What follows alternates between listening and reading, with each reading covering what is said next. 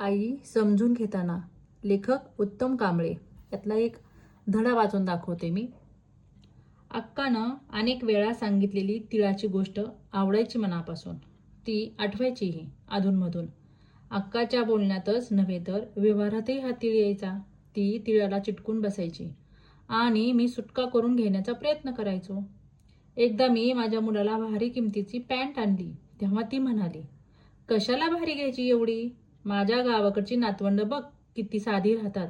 त्यांचा बाप तुझ्यासारखा मिळवता नाही ना. अक्काचं बोलणं बरंच काही सांगून शिकवून जायचं. मी भावाच्या मुलाचाही विचार करायचो अधूनमधून, पण सातत्याने विचार करण्यास मला माझा अर्थसंकल्पही मान्यता देत नव्हता. एकदा घरी कुणीतरी मित्र आले होते तेव्हा माझा जेवणाचा बेत केला. 1-1.5 किलो मटण आणलं. हातातली कॅरीबॅग बघून अक्कानं विचारलं, किती आणले मटण? मी म्हणालो, 1.5 किलो. यावर तिचा लगेच प्रश्न, एवढं मटण खाऊन आतडच काही सोन्याचं होतं? जास्त खाल्ल्यावर पचायला कठीण जातं.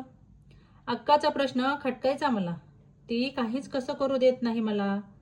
मुलांना कपडे घेऊन देत नाही, मटण आणून देत नाही. आंब्याच्या हंगामातही आंबे किती खायचे याचा आकडाही तीच ठरवते. पोराला चॉकलेट किती रुपयाचं घेतलं हेही विचारते. अनेक वेळा मला राग यायचा.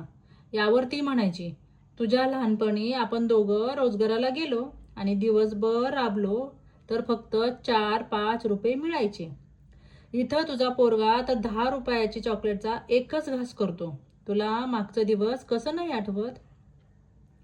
अक्का मला वारंवार भूतकाळात न्यायची. या काळात गेलो की भयान काळोख दिसायचा. भाकरीच्या तुकड्या तुकड्यासाठी व्यक्त झालेली लाचारी दिसायची. महाल लढाई दिसायची. खपली पडत असलेल्या जखमा नव्यानं उसवतात आणि रक्त बाहेर येतं असं वाटायचं. अंगावर शहारे यायचे. हा भूतकाळ आठवताना. सणावाराला सुवर्णाच्या दारात भीक मागायला उभं राहणं, तोंडातून लाळ गळेपर्यंत विनंत्या करणं, अंगावर आलेलं कुत्रं चुकवत गल्लीबुळातून पळून जाणं, भाकरीच्या एक भयंकर शिखार आठवायची. अशा या नख असलेल्या भूतकाळाला अक्का मला का ढकलत असावी याचं कोडं मला उलगडत नव्हतं. कधी कधी वाटायचं असेल तिचंच बरोबर. कधी कधी मी शांतपणे बुद्ध वाचत बसायचो. माणसाच्या दुःखाचा उगम कोठे आणि कसा होतो? माणूस दुःख का वाढत जातं आणि त्याला जबाबदार कोण? याचं उत्तर खूप साध्या आणि सुंदर शब्दात बुद्ध सांगत असतो. माणसाची तृष्णा हे त्याच्या दुःखाचं मूळ कारण आहे. तृष्णा वाढली की दुःख वाढतं. मग एक मध्यम मार्ग स्वीकारायला हवा. काहीच नाही आणि अति हवे यातला एक विवेक बिंदू पकडायला हवा. कधी कधी बुद्धाच्या पुस्तकात अक्का दिसायची. ती जे काही बोलते ते तत्वज्ञानासारखं वाटायचं. पुस्तक मिटलं की अक्का भांडखोर वाटायची. एक विलक्षण असं द्वंद्व सुरू व्हायचं अक्काला समजून घेताना. कधी कधी वाटतं की तिळाची गोष्ट तिनं सांगायलाच नको होती मला. मुळात तीळ पकडताना त्रास होतो आणि त्याचे तुकडे करताना आणखी त्रास होतो. मोठा तुकडा आपल्याकडेच कसा राहतो हेही कधी कळत नाही मला. पण अक्काला ते कदाचित समजलंच असावं. अक्काचं बोलणं तसं मला नेहमीच नकारार्थी वाटत आलं. जेवलीस का असं विचारल्यावर ती म्हणायची, ढक्कललं 2 तुकडं पोटात. कशी आहेस यावर ती म्हणायची, कशाचं काय, मरण जवळ आलंय.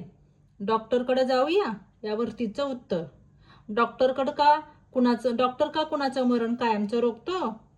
तब्येतीची काळजी घे असं सांगितल्यावर ती म्हणायची, आता मडं राहिले माझं, मड्याची कोणी काळजी घेतं का? अक्का मी तुला मोठ्या डॉक्टरकडे नेतो.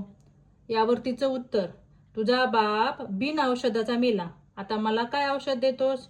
मी म्हणायचो, वडील वारले तेव्हा आपण खूप गरीब होतो अक्का, पण आता तुझ्या आशीर्वादानं मिळतात पैसे तर जाऊया डॉक्टरकडं. तिचं म्हणणं, माझ्या मड्यावर पैसे खर्च करण्यापेक्षा थोडं भावाला दे. बोलता बोलता तिच्यातली तिळाची गोष्ट जागी व्हायची. तीळ दिसला की माझी बोबडी बंद पडायची. एक तीळ 7 जणांनी वाटून खाल्ला. अक्काला सुखासमाधाचं जीवन नकोच असेल का? ती नकार देते. अशा आयुष्याला अनेकदा समजून घेण्याचा प्रयत्न केला, पण तरीही उत्तर का सापडत नाही. कधी कधी ती एक महाकोडं वाटायची, तर कधी कधी शेवट नसलेल्या रहस्य कथेसारखी वाटायची. सातत्याने काहीतरी मनात चालायचं तिच्या. मला आठवतं, भाकरी मिळण्याच्या तिच्या प्रयत्नामुळे आम्ही बऱ्याचदा तिच्यापासून दूर फेकलो जायचो. पहाटे 4 वाजता उठायची, 6 पर्यंत स्वयंपाक करून रोजगाराला बाहेर पडायची. संध्याकाळी परतायची ती डोक्यावर जळणाचा भारा घेऊन. आली की लगेच ज्वारी आणायची दुकानातून. ती निवडून झाली की डोक्यावर हंडा आणि काखेत दळणाचा डब्बा घेऊन बाहेर पडायची.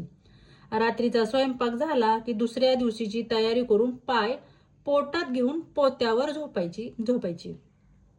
ही रोजगाराची लढाई इतकी तीव्र व्हायची की तिनं आम्हाला अन्न आयाप्रमाणे कधी खुशीत घेतल्याचं, आमचे पटापटा मुके घेतल्याचं, तिच्या मांडीवर डोकं टेकून झोपी गेल्याचं आठवत नाही.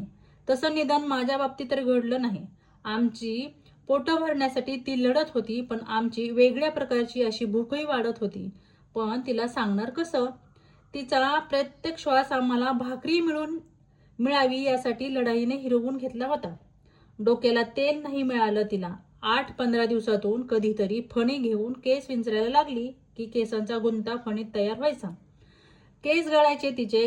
गळलेले केस गुंता करून दरवाजा मागं चौकटीच्या फटीत कोंबून ठेवायचे. बंबई मिठाईवाला आला की चौकटीच्या फटीतले कोंबलेले केस घेण्यासाठी आमची धावपळ व्हायची.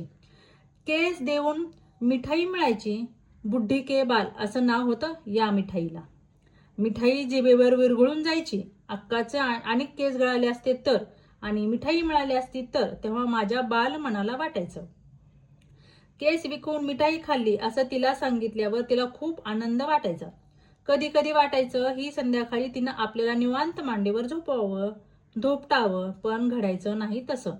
आई अंगाई गाते असं अनेक मित्रांकडून ऐकलं होतं, पण अक्काच्या ओठावर अंगाईऐवजी उद्याची भाकरी मिळवण्यासाठी उद्योगणी असायची.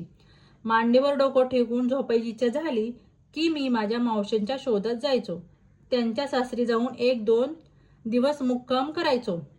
सायंकाळी गप्पा मारत निवांतपणे त्यांच्या मांडीवर डोकं टेकवायचो. खूप खूप छान वाटायचं. मावशीच्या मांडीवर इतकं छान वाटतंय तर अक्काच्या मांडीवर कसं वाटत असेल, ही एक गणिती प्रश्न निर्माण व्हायचा मनात. पण त्याला लागलीच हुसकून मी शांतपणे पडायचो. माय मरो आणि मावशी उरो असं लोक का म्हणतात हेही कळायचं. मावशी म्हणजे माझ्या अक्काचं क्लोनच असे कदाचित.